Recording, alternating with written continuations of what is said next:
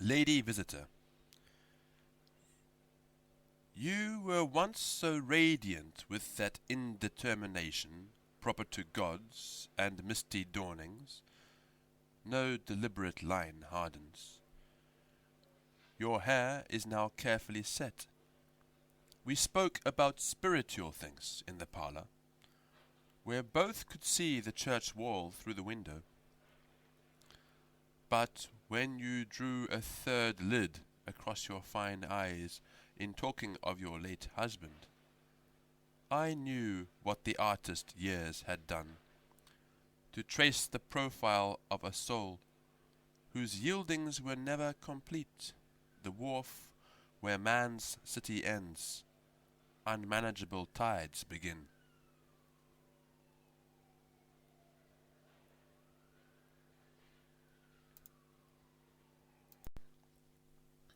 Nocturne. Night calls its subjects to intimacy. I would set the evening star to sparkle in a diamond clasp of chosen words, like the laden glance of a lover, so that you could know all I had to tell. But why treat oneself more seriously than usual? Come, night, silence my desires, as you have silenced all these city streets.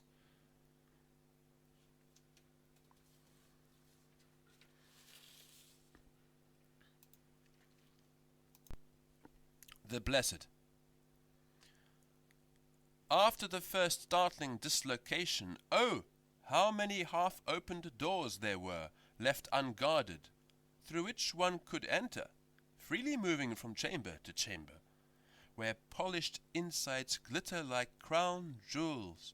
How easy had become the art of love, and what bliss to have silenced forever the nagging, lifelong quarrel with oneself.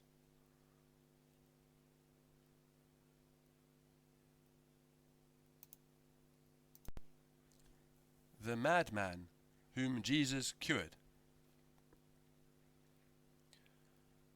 When I first came forward to take my place, once again, in your society, you set the village curs barking at me, your womenfolk eyed me with suspicion.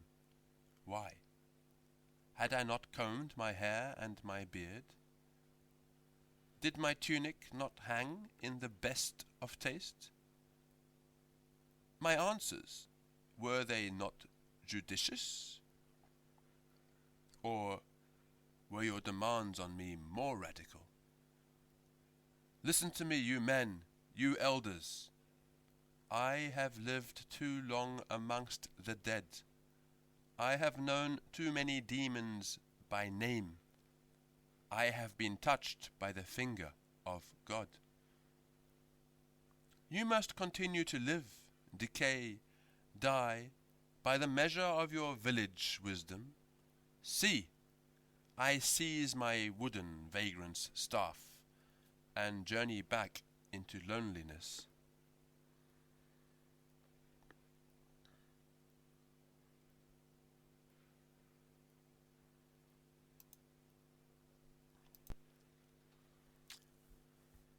The Spectator. What drift brought him to where the tide lifts a forest of foreign ships, weak as Canute, to deflect the course of passion or warring stars? When city grime streaks the red sun, he quits the well-fed rocking gulls, leaving the waves to do their work of washing ashore drowned bodies. There, under the line of oak trees, his shadow jostles the shadows that multiply on the gravel, for the bright crescent moon is out. As anonymous as the shrubs in the jasmine-scented gardens, he passes on, neither giving nor receiving sign or salute, like the portrait of one long dead, who yet seems to be looking back with a smile from an ivory frame, lost to ambition and desire.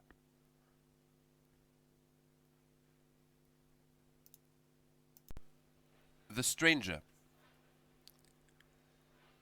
You spoke forcibly to the company, though it seemed you sounded too emphatic, dwelling heavily on your certitudes.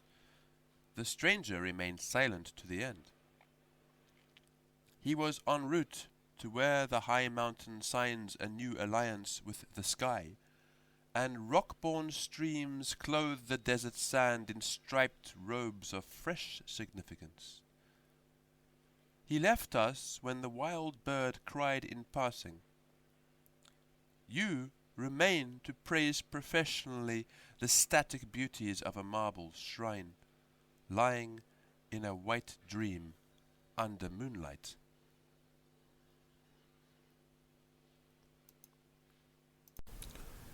The dead.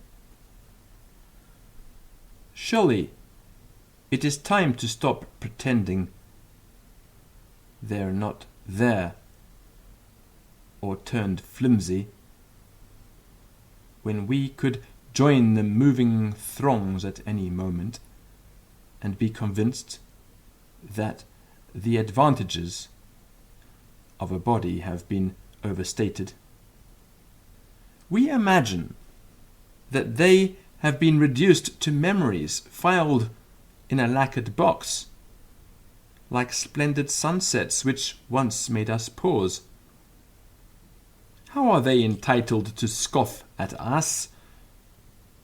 Do we stand to lose or become estranged? Are we not kept extremely occupied by the flow of new arrivals? And what more passionately interesting than to press around as the veil is raised on the last secret you still living men hide, pretending to speak about yourselves?